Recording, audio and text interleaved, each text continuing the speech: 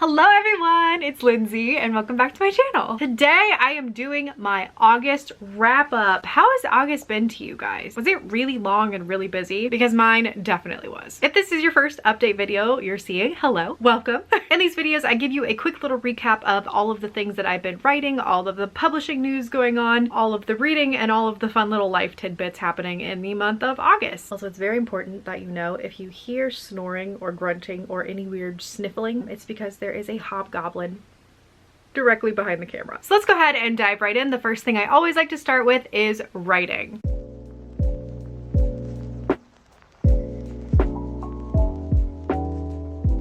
Let's start first off with my precious angel baby child of God, Bitter Bones. In the month of August, I somehow completed 7 chapters of the first draft. Have no idea how that happened. By the way, I guess I should kind of introduce this a little bit too, just in case you're new. This is my middle grade horror novel that I am currently waiting to see if Scholastic wants to buy. It's a very nerve-wracking process, but they bought 2 books for me, The Glass Witch and The Odds, both back here. The Odds comes out in like a week. You should buy it, just saying.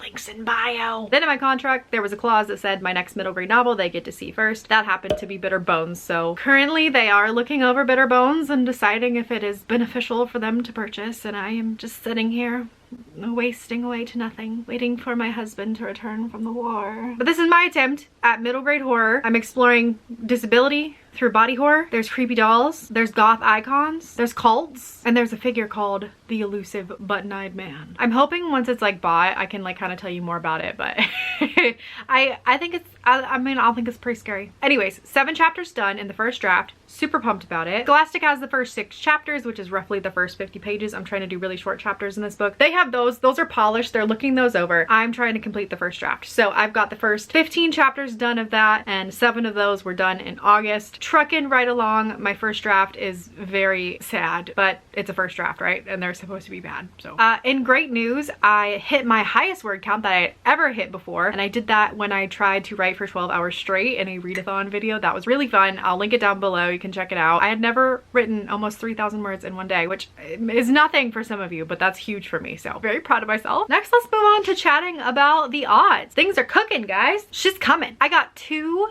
trade reviews for the odds. They were both really awesome, so I'll go ahead and show you a couple of those real quick. You can pause to read, but both Kirkus and Publishers Weekly seem to really enjoy them, so that's always great because trade reviews are not promised. If you didn't know, trade reviews are like professional companies that give reviews to books, and they hold a lot of sway in the school and library market, so it's always good to get trade reviews if you can. Next, I want to show you some very exciting, fun swag stuff that came in for my upcoming events. Scholastic sent me some coloring pages of the odds. How freaking cute, right? They did the same thing with the Glass Witch last year, and I actually have a couple of these left over too. I'm just so excited. I'm gonna have these out at my launch with a bunch of other fun toys and activities for like the kids to get involved with. I've actually never colored one myself, and I feel like I should. But speaking of launch party, I started planning it. I started putting it all together. Not just me. I mean, we have the bookstore helping and my publicist as well. But I'm getting really pumped. I have so much fun stuff that I have bought for the launch. I guess I could show you some of the stuff. I bought some fun little glowing light up decorations to put on my table. The book takes place in a haunted mansion, and there's like it's called Swamp Root Manor, so it's like on a swamp, and there's a graveyard, and yep. I always have like a big candy bucket out for my launches because they all happen around Halloween time, and I'm putting some fun little things in there like some spider rings and some bubbles and some little monster finger puppets. Like if I was a kid, I would be all over this stuff. I'm also making some odds and Glass Witch and just reader in general friendship bracelets. We're gonna have candy, we're gonna have cookies, we're gonna have drinks, we're gonna have the coloring pages. It's gonna be a whole vibe. I'm so excited. I'll of course be vlogging the whole thing, so it's not like you guys will be missing it. But if you can physically come, that would be amazing too. That's all my writing. Now let's chat a little bit about some of the reading that I did in the month of August. What's your thing? You wanna talk about some reading?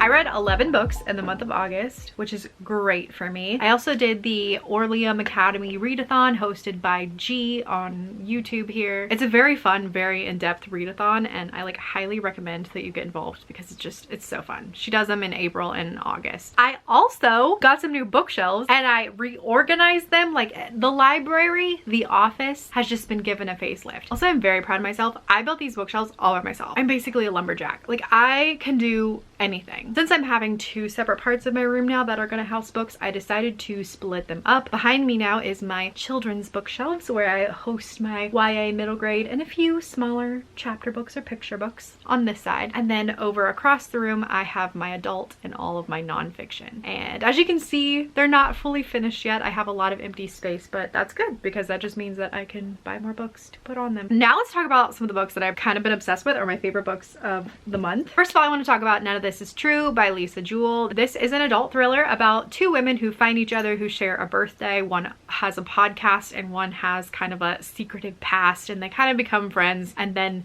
slowly things devolve. I'm gonna say right now, this so far has been my favorite thriller of the year. I had such a good time with it. It's so addicting. Lisa Jewell ends her chapters in a way that there's just like a little twist or a little reveal or it's just some little hook at the end of every chapter that keeps you turning the pages because you have to find out what's happening. It's just so engrossing. And next, I want to talk about, I don't even know how to intro this. I want to talk about one of the most engaging book experiences that I have ever had. This might be the smartest book I have ever attempted. Definitely the weirdest and the most intensive. And that is House of Leaves by Marcus Danielewski. This truly is not just a book, it is a whole project. There are sections where you must decode. If you know Braille, that's good. If not, you might need to learn. Same with Morse code. There are sections where you have to hold this out to a mirror to read passages. There are times when you have to decode things by taking the first line of every sentence and forming new sentences. And it is a story within a story within a story, and it has ceased to stop blowing my mind since I read it. The genre, first of all, is adult horror, but also romance, but also a little literary. Most people say it's horror. I would say it's horror. Essentially, this is a man's analysis of a fictional, like cult classic horror documentary in which another person finds the analysis of this documentary and puts their own analysis on that. So you're getting the documentary story, you're getting the analysis of the documentary, and then you're getting a second analysis of the documentary by this like zany drug addict. It's wild. It's wild. Utterly unhinged. There was a point in this when I realized what the author was doing, and he was not only breaking the fourth wall, he was breaking the fifth wall, and suddenly like you become a character in this book, and it's just never read anything like it. Incredible. The book itself, like as a novel, like 4 stars probably, because it is an analysis, so a lot of it feels a little bit dry at times, but the overall experience when you put it together of like decoding everything and just the wild ride that you're taking on, like 5 stars doesn't even cover it. It's just, I've never experienced anything like it. So if this is something that interests you, if you like things that are like murder mystery boxes where you have to solve the puzzles or whatever, maybe this would be for you. It literally took me all month to read. Now let's move on to some life stuff.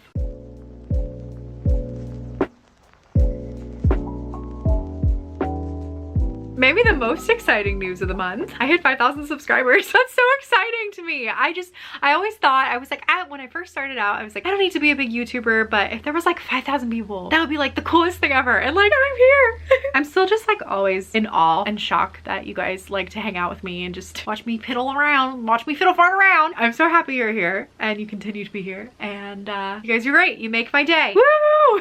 Lots of fun health stuff happened this month. I got 16 pain-free days, which is huge for me. If you don't know, I have a very messy spine. Having pain-free days, especially so many, is like great. But I finished a workout program that I was doing with my critique partner Lainey, and that was really fun. It's like a weightlifting program. Then halfway into the month, I started a boxing class with my husband. Oh my gosh.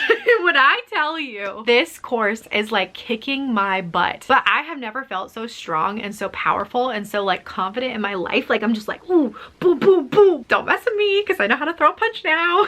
Just kidding. Don't ever come at me. I will just cry and cower. But I'm actually starting to notice like slight changes in my arms and stuff. Like I have like a little bulge now when I flex. Like Who is she? On the flip side of health, because life is about balance, one thing that I've really been obsessed with this month, eating wise, are these s'mores. Now, I discovered this recipe kind of on accident, and it's not really a recipe, it was just a picture I saw. But anyway, I was having campfire night on Live Sprints, and I just saw someone take a croissant and use that instead of a graham cracker. The graham crackers are my least favorite part of a croissant anyway. I experimented with a bunch of different kinds of chocolates. Sometimes I used Reese Cup. I even got the cookies and cream Hershey bar, which was just like next level. Anyway, that became my new obsession for the month, and if you haven't tried making s'mores this way, highly recommend. Okay, another really exciting thing was that I harvested potatoes that I grew myself from my own loins, guys. I birthed these potatoes. I cannot believe it. My ancestors are just so proud. I actually didn't kill them. I thought I had killed them for a minute, but then I didn't, and they grew and they were beautiful.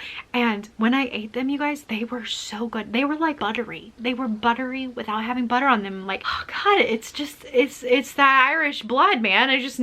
I've never been more proud of myself. All right, and you know what time it is. You know what time it is, because this is who I am, and I do this every month now. If you're new here, welcome. This is when you probably click off or unsubscribe, but my name is Lindsay, and I have a Squishmallow addiction. Every month I do a haul of all the squishes that I get, and it's Halloween season, it's fall season. This and Christmas are the best time to buy squish because they are just premium. So I have quite a few this month. I mean, like, no, I have quite a few every month, but let's just go through them. First we have Ulana, so I just have to read you her bio because, like, relatable, right? Ulana dealt with a lot of life changes last year that left her feeling tired and a bit down. So she started a positivity routine. Ulana writes a daily gratitude list and lights wishing candles. Today, Ulana is grateful for her mallow pals and wishes for her basil plant to grow big and strong.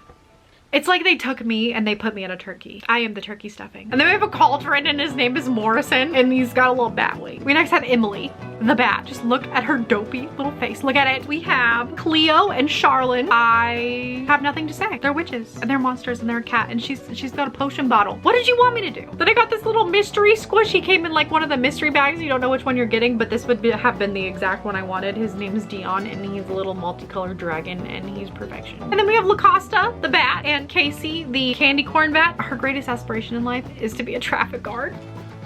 This is Geronimo and he's a BLT and breakfast sandwiches are my favorite things ever, so like I had to get him. Next I have this onion and her name is Isolde and she's a lawyer and my husband said she looks just like me because I'm white and round and sometimes my hair sticks straight up in the air and I wear glasses. And then I lucked out because I found the exclusive Mr. Orlean and he's a monster who does like the New Orleans jazz funerals and he's so squishy and he's so massive and he's got a little hat and he's just everything I am and everything I'm not. And he's just perfect for the odds because it's like New Orleans inspired, swampy, graveyard, haunted house, monster. Like, I don't know, guys. Do you think you should come to my launch with me?